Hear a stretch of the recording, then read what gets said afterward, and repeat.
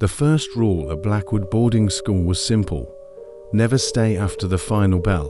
No one explained why. Teachers locked their classrooms the moment the bell rang. Hall monitors rushed students out like the building was on fire. By sunset, the school stood empty, silent, watching. I broke the rule on a Friday. I'd stayed behind to finish a chemistry assignment. The corridors were quiet except for the ticking of the old wall clocks. When the final bell rang, it echoed longer than usual, like it didn't want to stop ringing. That's when I noticed something strange. A classroom light was still on. Room 3B. Everyone knew Room 3B had been sealed 4 years. The door was always chained. The windows were blacked out. But now, the door was open. I stepped closer and smelled damp paper and something metallic like old blood. Inside, a student sat at the front desk. He wore our uniform, but it was outdated. His skin was pale, stretched too tightly over his face. His eyes were dark hollows, staring down at a notebook filled with names. When he slowly looked up, my stomach dropped. "I'm still waiting," he whispered. "Waiting for what?" I asked, my voice shaking. "To graduate." The lights flickered. The walls peeled. Desks scraped across the floor by themselves. He stood up. "I died here," he said calmly. "Locked inside during exams. The fire alarm failed. The doors didn't open. I tried to run, but the hallway outside was gone. Just darkness." The student stepped closer, dragging burned fingers across the notebook. "Every year," he said, "someone stays after the bell." He turned the book toward me. My name was already written inside. The bell rang again right behind me. When I woke up, I was sitting at a desk in room 3B. The door was chained shut, and outside the window, new students were arriving for the next school year. The boy smiled at me from the corner of the room. "Congratulations," he whispered, "you're staying." The chains rattled the moment I touched the door. Room 3B was colder now, so cold my breath came out in white clouds. The desks were no longer still. They inched closer, scraping softly, forming a circle around me like an audience waiting for a performance.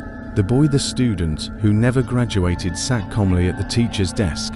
"You missed attendance yesterday," he said. The chalkboard behind him wrote by itself, "Absence equals failure." I screamed and rushed the door again. The chains burned my hands, searing my skin. Outside, I could hear footsteps, students laughing, lockers slamming, life going on. I pounded the door. "Help, I'm inside." A teacher's voice answered, muffled and bored. "Detention students are not to be disturbed." The ghost student tilted his head and smiled wider than any human should. "They never hear us," he whispered. The lights snapped off. When they came back on, the classroom was full. Dozens of students sat in the desks.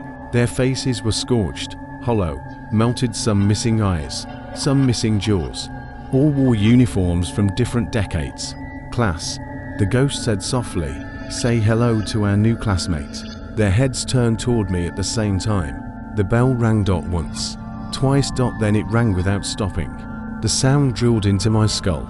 The ghost stood and placed a burned hand on my shoulder. His fingers sank into my skin like smoke. "You don't graduate here," he said.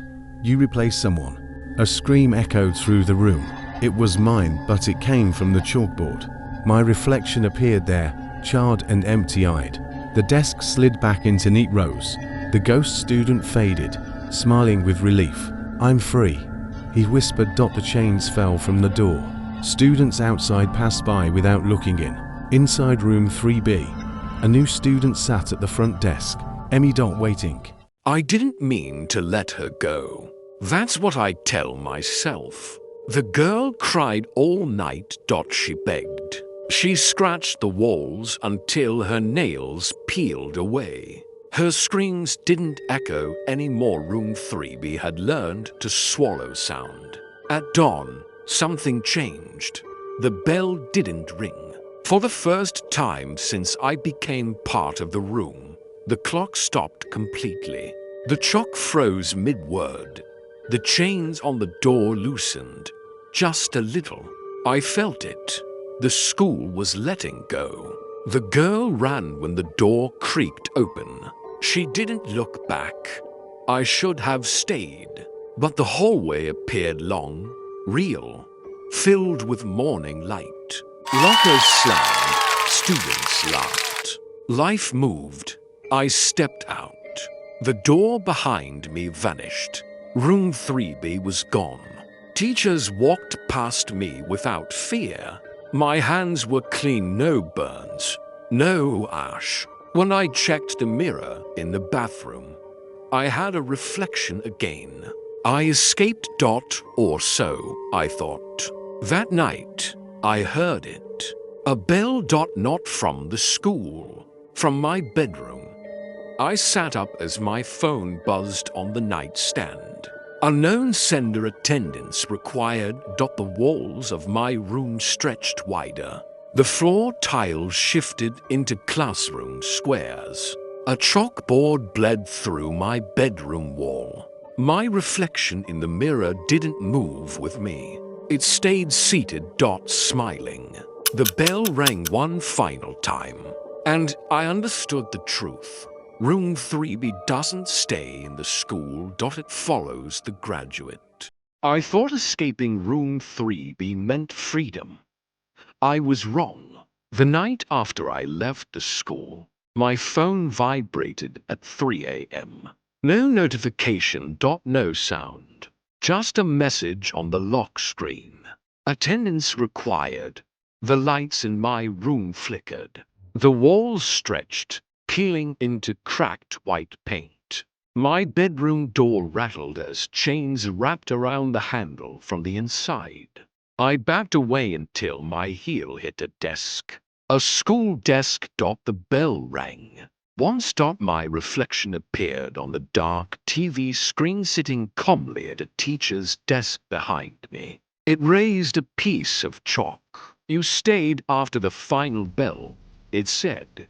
The screen went black. The next morning, Blackwood Boarding School reopened room 3B. A new teacher sat inside, smiling.